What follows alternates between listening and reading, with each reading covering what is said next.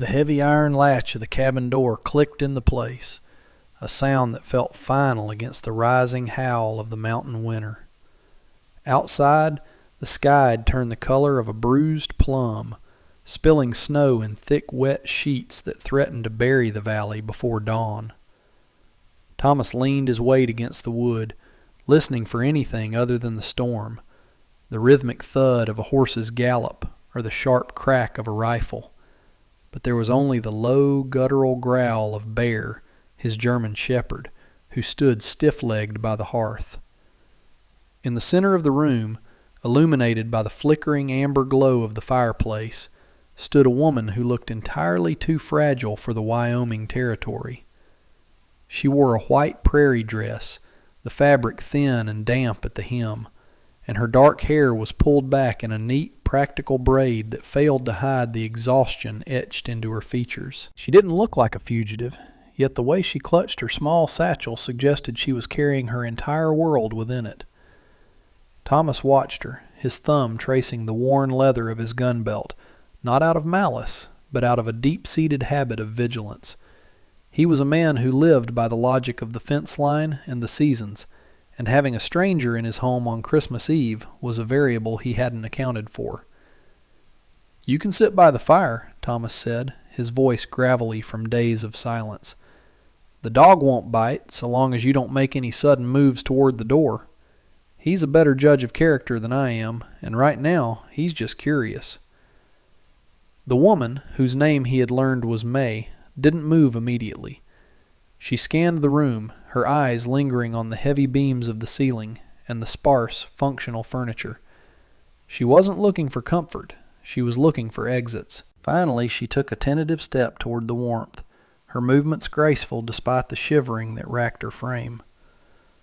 "I did not mean to bring trouble to your house, Mr. Walker," she whispered, her English careful and precise. Thomas pulled off his hat, shaking the slush from the brim before hanging it on a peg. "Trouble is usually a few steps behind anyone traveling this late in the year," he replied, walking toward the kitchen pump to fill a kettle. "But the snow is deep, and the pass is closed. Whatever you're running from is going to have a hard time finding you in this mess. For tonight, you're just a guest. Nothing more, nothing less." He didn't ask her why a 22-year-old Chinese woman was wandering the high country alone in a wedding dress, and she didn't offer the explanation. The silence between them wasn't empty. It was a heavy, breathing thing, filled with the unspoken weight of her flight and his isolation. Bear eventually let out a long sigh and slumped down onto the rug, his chin resting on his paws as he watched May with soulful amber eyes. It was the first sign of safety, a small ritual of acceptance that allowed the tension in the room to drop by a single, measurable degree. The morning of Christmas Day arrived not with bells, but with the muffled, suffocating stillness of a world buried in white. Thomas was up before the sun, moving through the familiar choreography of his morning task with a practiced, quiet efficiency. He stoked the embers in the stove, the wood catching with a cheerful pop that seemed out of place in the somber atmosphere.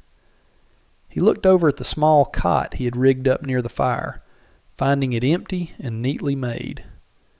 May was already at the table, her hands busy with a needle and thread she must have pulled from her satchel. She was mending a tear in one of his heavy wool blankets, her fingers moving with a steady, rhythmic precision that spoke of years of labor. Bear was sitting at her feet, his head resting on her knee, a betrayal of loyalty that Thomas noted with a faint internal tug of amusement. "You don't owe me any work for the shelter," Thomas said, crossing the room to reach for the coffee pot. He kept his distance, mindful of the way she stiffened whenever he moved too quickly. "A guest is a guest. I don't charge by the stitch." May didn't look up from her work, though her needle paused for a fraction of a second. "It is not a matter of debt, Mr. Walker. It is a matter of being useful. In my experience, a person who is not useful is a person who is easily discarded." The bluntness of her words landed like a stone in the quiet room. Thomas poured 2 mugs of coffee, the steam rising in thick clouds, and set one on the table well within her reach. He saw the way her eyes flickered to the mug, then back to his face, searching for a hidden motive. "Nobody gets discarded here," he said firmly. "The world outside might work on those rules, but this cabin is mine, and I say you sit, you eat, and you stay warm." He watched her take a sip of the coffee, her shoulders finally losing some of their rigid set. The house felt different with her in it. The air was less stagnant, the shadows in the corners less imposing. He spent the next hour cleaning his boots near the door, the rhythmic scrape of the brush providing a backdrop to her sewing. Every so often he would glance at the window, checking the tree line for any movement that wasn't the wind-blown snow. He wasn't sure who was looking for her, men from the mining camps perhaps, or a family she had fled, but he knew the look of someone who expected the door to be kicked in at any moment. "The storm is holding," he remarked, more to break the tension than to provide a weather report. "We'll need to check the roof of the lean-to later. The weight of the snow can snap those old beams if we aren't careful." May nodded, her gaze fixed on the blanket. "I will help. I am stronger than I look, Mr. Walker." Thomas looked at her small, pale hands, and then at the determined set of her jaw. "I don't doubt that for a second," he replied. By midday, the interior of the cabin had reached a state of stable, if cautious, equilibrium. The heat from the stove had chased the frost from the window panes, revealing a landscape of blinding, pristine white. Thomas had spent the last hour showing May where the supplies were kept, explaining the logic of his pantry with the same seriousness he would use to describe a trail map. He watched her handle the jars of preserved peaches and the bags of flour with a reverence that made him wonder when she had last eaten a full meal. She was a survivor, that much was clear. She moved with a survival logic that mirrored his own, always keeping her back to a wall and her eyes on the light. When Bear nudged her hand with a frayed rope toy, she actually smiled, a brief flickering thing that transformed her face from a mask of tragedy into something vibrant and young. "He likes you," Thomas observed, leaning against the door frame. "He usually doesn't take to strangers that fast. He must smell the lack of malice on you." May stroked the dog's ears, her expression softening. "Animals know when someone is tired," she said quietly. "They do not ask for stories. They only ask for company." Thomas felt a pang of something he couldn't quite name, a mixture of pity and a strange, budding respect. He reached into his pocket and pulled out a small silver pocket watch, checking the time. "I have to go out and check the horses in the barn. It's only 50 yards, but the drifts are high. Stay inside, keep the bar across the door. If Bear barks, you go to the loft and stay quiet." He saw the flash of fear in her eyes at the mention of him leaving, even for a moment. "Will you come back?" she asked, the question small and stripped of pride. Thomas paused, his hand on the latch. He looked at her, really looked at her, seeing the way the white fabric of her dress stood out against the dark wood of his home. "I always come back to what's mine to protect," he said, his voice steady and devoid of hesitation. He stepped out into the biting cold, the wind whipping at his coat, but his mind stayed inside the cabin.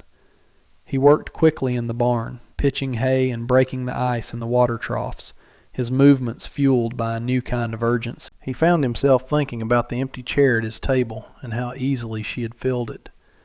He thought about the way she looked at him, not with the flirtation he'd seen in town girls, but with the desperate, searching gaze of a person looking for a solid rock in a landslide. When he returned to the cabin, shaking the snow from his shoulders, he found the door barred just as he'd instructed. He knocked twice, a signal they had agreed upon, and heard the heavy timber being slid back. May stood there, her face pale but her eyes bright with relief. "You are back," she said, as if confirming a miracle.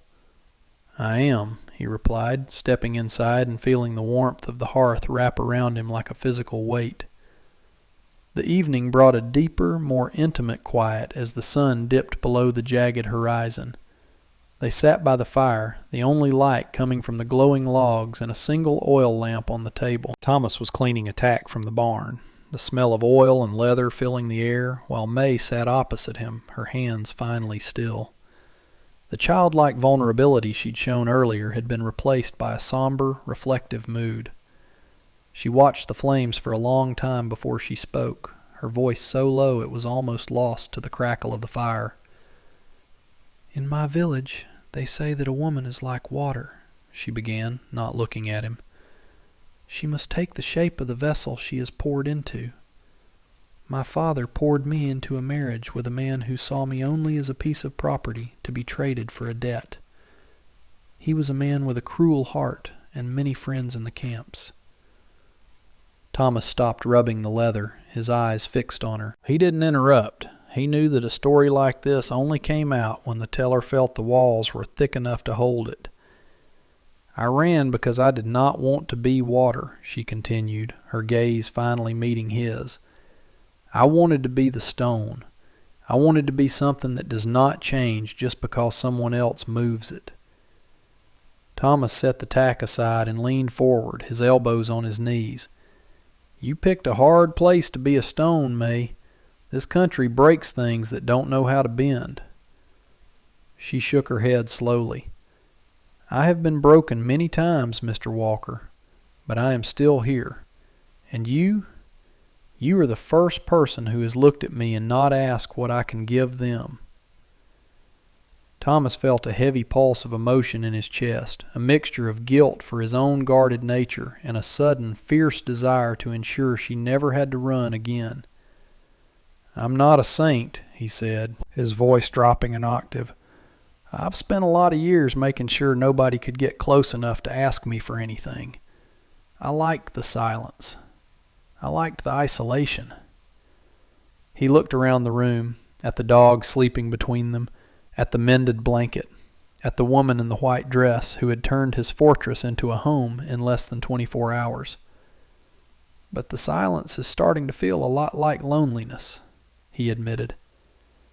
May reached out, her hand hovering over the space between them before she pulled it back, a gesture of restraint that spoke volumes. "Christmas is a time for miracles, they say," she whispered. "Perhaps the miracle is not that I found a place to hide, but that I found a man who understands why I had to." They sat in that shared understanding for a long time, the fire burning down to a deep, pulsing red, while the snow continued to seal them away from a world that neither of them wanted to return to. The following morning, the storm had finally broken, leaving behind a world of brilliant, blinding clarity.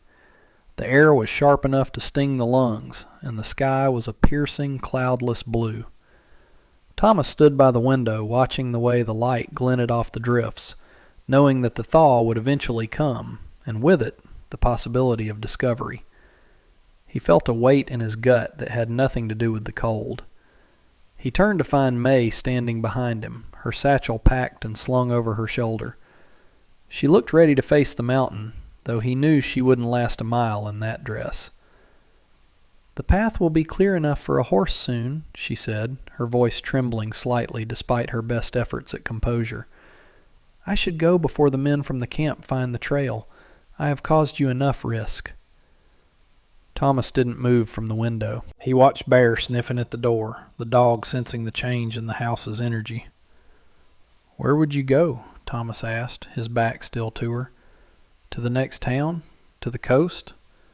They'll be looking for a woman in a white dress, May. You won't make it to the railhead." She didn't answer, and the silence stretched out, taut and fragile as a wire. Thomas turned around, his expression unreadable, and walked toward her. He stopped just outside her personal space, his presence looming but not threatening. "I've lived in this valley for 10 years, he said, his voice grounded and certain. "I know every ridge, every cave, and every man within 50 miles. Nobody comes onto this land without me knowing, and nobody leaves it unless I say so." May looked up at him, her eyes wide with a mixture of confusion and hope. "What are you saying, Mr. Walker?" Thomas took a breath, the decision crystallizing in his mind with the force of an avalanche. "I'm saying that I'm tired of being the only soul in this house. I'm saying that if you're looking for a vessel that won't break you, you might have found it." He reached out and placed a hand on the satchel, gently easing the strap from her shoulder. It was a slow, deliberate movement, a request for trust that gave her every opportunity to pull away. She didn't. She let the bag slide to the floor with a soft thud. "You want me to stay?" she asked, her voice a mere breath of sound. "I want you to choose to stay," Thomas corrected. "Not because you're running, and not because you're afraid, but because you want to be here. I'm a plain man, May. I don't have much to offer but a roof that doesn't leak and a name that people respect. If you marry me, the law changes. You aren't a runaway bride anymore. You're Mrs. Walker. And I'd like to see any man try to take what belongs to me." The proposal wasn't romantic in the traditional sense. It was a tactical maneuver, a promise of protection, and a confession of need, all rolled into one. May looked at him for a long time, her gaze searching his face for any hint of the cruelty she had known before. She found only the steady, quiet intensity of a man who meant exactly what he said. She took a step forward, closing the distance between them, and placed her hand over his. Her skin was warm, a startling contrast to the winter air. "I choose to stay," she said, the words firm and unmistakable. Thomas nodded, a sharp, decisive movement. He didn't sweep her into his arms. Instead, he simply tightened his grip on her hand, a silent vow of permanence. He walked to the door, slid the heavy bar back, and looked out at the vast white wilderness. The danger was still out there, but for the first time in a decade, he wasn't facing it alone. He whistled for Bear, who came bounding over, wagging his tail as he sensed the shift in the atmosphere. The future was an open loop, a series of questions yet to be answered, but as Thomas looked back at May, who was already moving toward the stove to start the morning fire, he knew that the choice they had made was the only one that mattered. The cabin wasn't just a shelter anymore. It was a beginning. The days following their quiet agreement were marked by a new kind of rhythm, one where the air in the cabin felt lighter, though no less charged. Thomas found himself lingering longer over his morning coffee, watching the way the sunlight caught the stray dark hairs at May's neck as she worked. There was a softness beginning to bloom in the corners of the room, a subtle shift from a survivalist's outpost to a shared home. One afternoon, while the frost still feathered the edges of the glass, Thomas returned from the woods with a bundle of cedar boughs. He didn't say much, but he began to tuck them behind the rafters and over the mantel, the scent of evergreen cutting through the smell of wood smoke. May watched him, her hands paused over a bowl of dough. "It smells like the mountains came inside," she said, a small, genuine curve touching her lips. Thomas paused, a branch in his hand, and looked at her. "It's a bit late for Christmas, but I figured the house deserved a bit of life. And maybe you did too." He walked over to the table, and for the first time he didn't stop at a respectful distance. He stood close enough to feel the heat radiating from her. He reached out, his rough, calloused thumb grazing the back of her hand, which was dusted with white flour. The contact was electric, a silent acknowledgement of the bond they were forging. "I'm not a man of many words, May," he whispered, his voice grounded but thick with a new tenderness. "But I want you to know that you don't have to look over your shoulder when you're under this roof. I'm learning how to be more than just a guard." May didn't pull away. Instead, she turned her hand over, lacing her fingers with his. Her skin was soft, yet her grip was surprisingly strong. "You are more than a guard, Thomas," she replied, using his name for the first time. "You are the first person who has seen me as a person, not a prize or a problem." He felt a steady pulse of heat in his chest, a quiet intensity that made the cold outside seem like a distant memory. He leaned down, his forehead briefly touching hers in a gesture of shared sanctuary, before he turned back to the hearth to stoke the fire, the silence between them now filled with a hopeful, humming warmth. As the week progressed, the physical boundaries between them continued to dissolve in small, measured increments. Thomas began to notice the little things, the way she hummed a low, melodic tune when she thought he wasn't listening, or the way she would carefully fold his shirts with a precision that felt like a silent act of devotion. In return, he found ways to show his care through the language he knew best, action. He spent an entire evening by the lantern light repairing the heel of her delicate boots, making them sturdy enough for the rugged Wyoming terrain.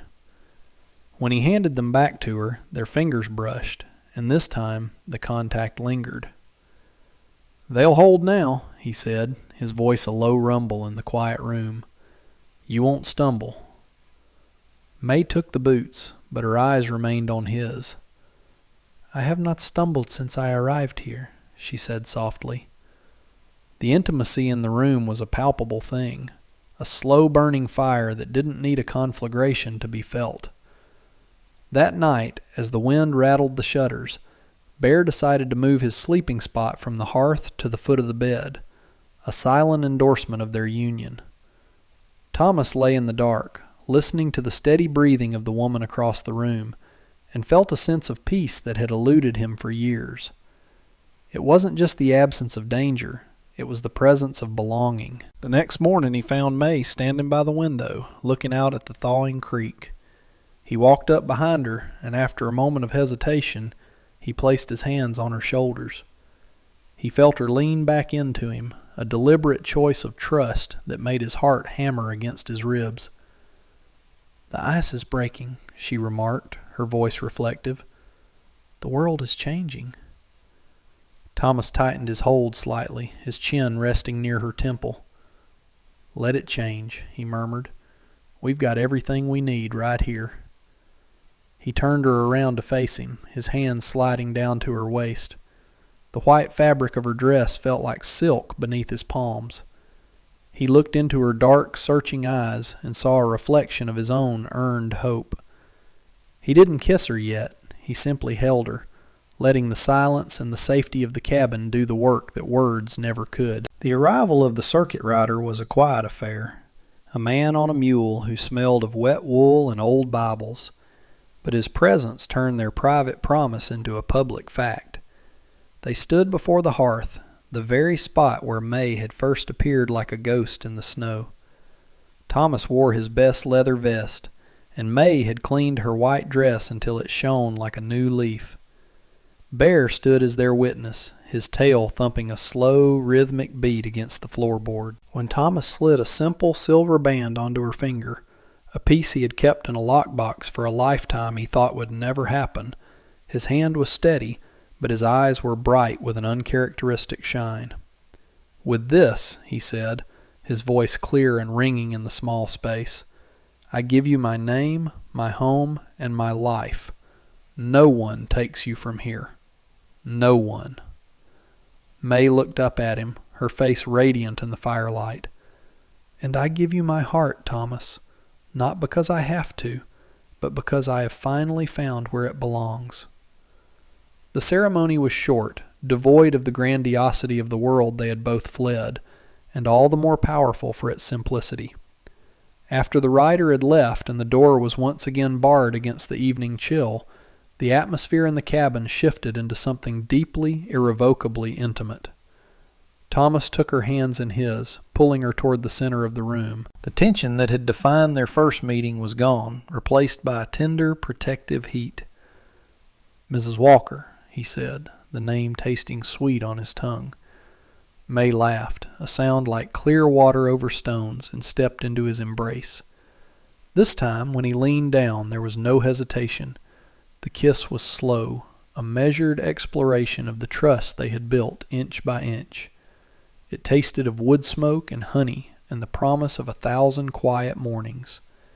He swept her up into his arms, the dog following close at their heels, and as he carried her toward the back of the cabin, the shadows of the past finally flickered and died, replaced by the steady, enduring glow of a shared future.